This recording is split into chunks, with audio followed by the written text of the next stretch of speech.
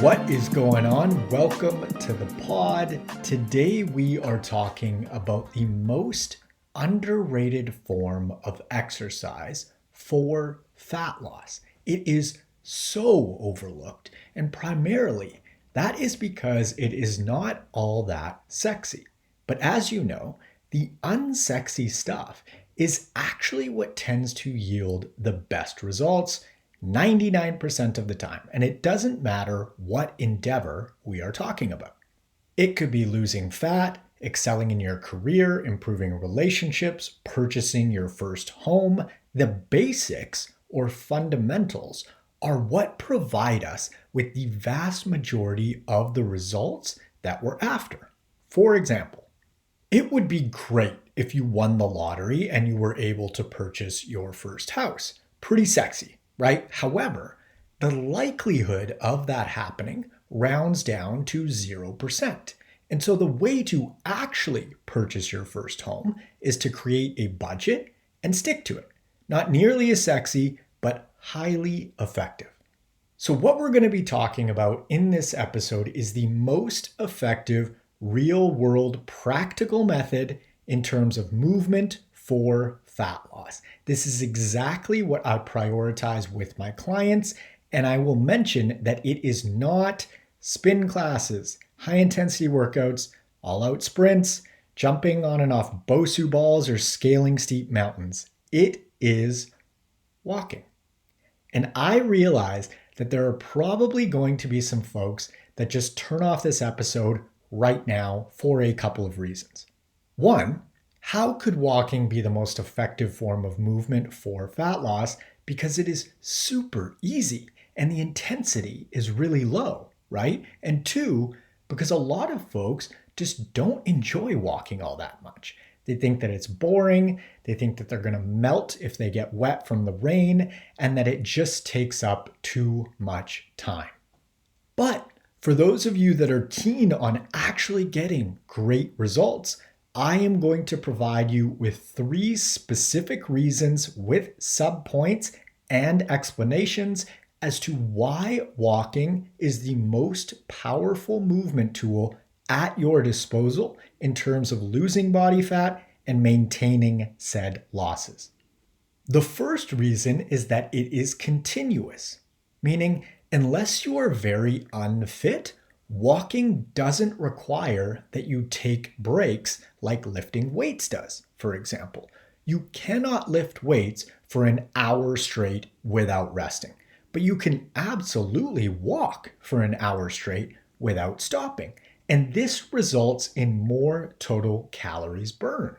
For the vast majority of people, your hour-long walk will burn more calories than your hour-long workout because you do not stop and you're supporting your own body weight the entire time. You're not sitting down on pieces of gym equipment or resting between sets. You are moving nonstop. And in terms of calorie expenditure, that adds up, even when compared with something like a spin workout. Now, I'm not shitting on spin, but it's really deceiving how many calories something like spin burns because you are not supporting your own body weight most of the time. Sure, sometimes you will hop off the seat or out of the saddle, as they say, but you cannot maintain that for very long unless you are quite fit and experienced on the bike. And so you outsource the weight of your body to the bike itself. That results in fewer calories burned. The second reason is appetite regulation. Walking does an incredible job of regulating the appetite. And as you're well aware, because you listen to the pod regularly, nutrition is by far and away the most powerful tool in terms of yielding fat loss results.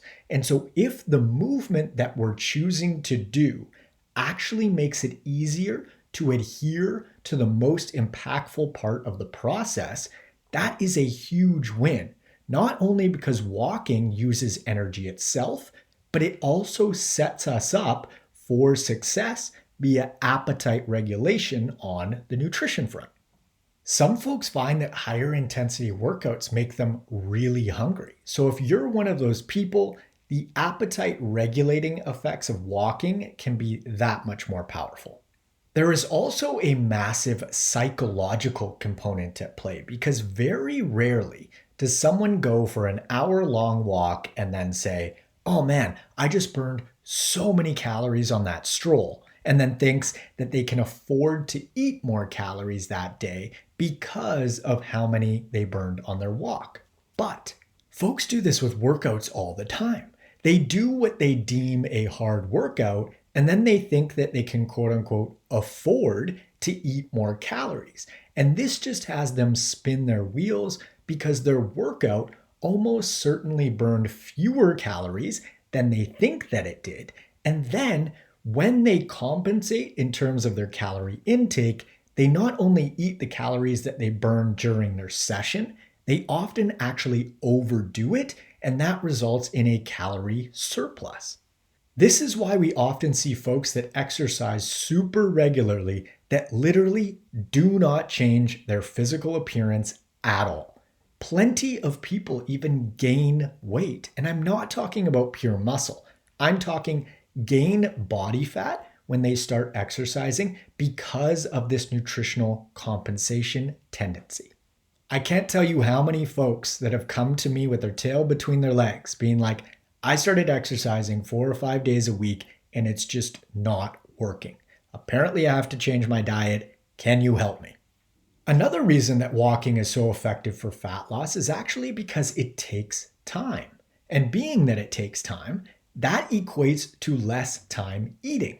And less time eating usually results in fewer calories consumed.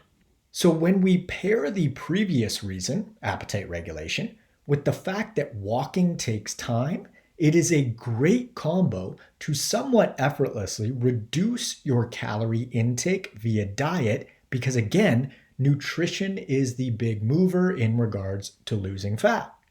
Also, another psychological piece here is that a lot of folks think that they need to eat before and or after their workouts. And so they often end up consuming more total calories pre and or post workout because they think that they need to fuel specifically for that exercise session. And most often they just don't. They're already eating plenty of calories throughout the day and they have their body fat as a fuel reserve. On the other hand, it's very rare that someone thinks, "I need to sandwich my walk with protein and plenty of carbs because otherwise I'm going to be super low energy." So this is yet another example of how what form of movement that we choose to engage in tends to impact our nutritional decisions, modifies our calorie intake as a result, and therefore impacts body composition twofold. The third reason is that being sure to hit your daily steps inherently means that you are living an active lifestyle. And as you know, I am a huge fan of a lifestyle first approach. And we have 4 categories that folks fall into, and they are as follows. 1, someone who doesn't exercise and lives a sedentary lifestyle. This would be a person that does not go to the gym and also does not walk much. So 0 workouts per week and say 5,000 steps per day or less.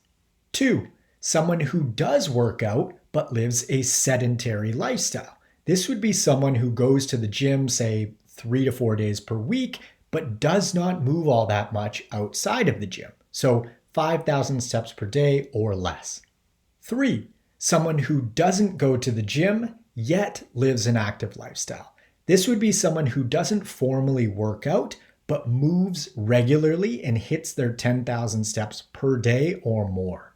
And finally, 4 is someone who works out and lives an active lifestyle. This is ideal because they are implementing some form of resistance training and they are hitting their 10,000 steps per day. In regards to health and fat loss, we want to be living an active lifestyle first and foremost, i.e., getting our steps in. And once we've got our step count sorted, 10,000 per day, then If you'd like to, you can begin to implement formal workouts. This is exactly how I prioritize movement with my clients because I see living an active lifestyle via step counts as movement ground zero, and anything over and above that is a bonus. There are also so many additional benefits to walking, which are things like stress reduction, improving mental clarity, time outdoors, light exposure via your eyes, which results in better sleep at night, reduced inflammation, a reduction in general pain, especially back pain. I have had a lot of folks come to me with what you call chronic back pain that literally just vanishes when we get them walking on the daily. And this makes perfect sense because the body is really smart. And if you sit a lot, you're essentially telling your body to stiffen up and make that sitting position less effortful to maintain. Hence, hip and back stiffness, i.e., hip and back pain. And don't even take my word for it. You can test this so easily. Just commit to hitting 10,000 steps per day for the next 30 days and just watch what happens. Personally, I used to be really active with a sedentary lifestyle, meaning I worked out 4 to 5 days per week, but I didn't move enough outside of the gym. And I would spend so much time foam rolling my low back and glutes because they just felt tight 24/7. Now, as soon as I embraced walking regularly and living an active lifestyle, not just going to the gym, my back, hip, and glute pain completely went away. I rarely ever use a foam roller anymore because I just don't need to. I got to the root of the issue, which was excess stillness. I was simply sitting too much. Another great thing about walking is that if you do work out, it is a great way to speed up your recovery time and feel less sore. Because if you are sore from your workouts, the worst thing that you can do is just sit on the couch and stay super still, because that will just make the soreness worse. You want to get your lymphatic fluid flowing throughout your body via walking, which will then work its magic, dispose of the byproducts that are resulting in said soreness, and have you feeling better and back in the gym, and therefore progressing even faster. Not to mention, it's just uncomfortable to be super sore. Now, there are two primary ways to go about implementing an active lifestyle via step counts, and it is focusing on a daily step total or a weekly step total. For example, hitting 10,000 steps per day equates to 70,000 steps per week. And especially for my clients that have varying day-to-day schedules, we focus more so on that total weekly digit as opposed to hitting 10K every single day.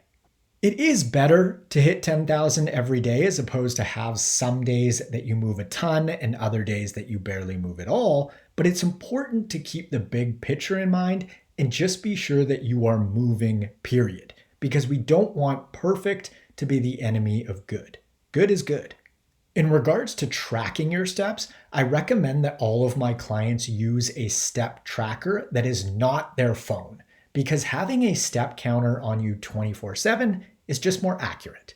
Now, if you really do not want to use a step counter and would prefer to use your phone, I would still recommend hitting 10,000 steps per day on your phone, because that way you are not playing these mental games with yourself in regards to thinking, well, I probably hit about 3,000 extra steps just walking around the office and the house, and so I'll just get 7,000 on my phone. But nobody knows what that digit was. And so if you hit 10K on your phone, you know you moved enough. There is no doubt about it. I used a step counter via an Apple Watch for years. And personally, I just don't want to wear anything on my wrist anymore. And so I use my phone. But I am still absolutely sure to hit at least 10,000 steps per day on my phone. However, it's often more. I know I average about 12,000 to 15,000 per day all in, but again, I am sure that no matter what, I see that 10K digit on my iPhone health app. Also, something that a lot of my clients find really helpful is pairing up their steps with tasks or to-dos. For example, instead of aimlessly just walking with no additional purpose, you can listen to a podcast while walking, which not only improves your physical health, but also bumps up your knowledge game. Personally, I love putting a backpack on and walking to the grocery store and back, or walking to a coffee shop or a friend's house. Practically speaking, it does seem to be easier for a lot of folks to get out the door and dig into their steps if they create a little reason on the back end.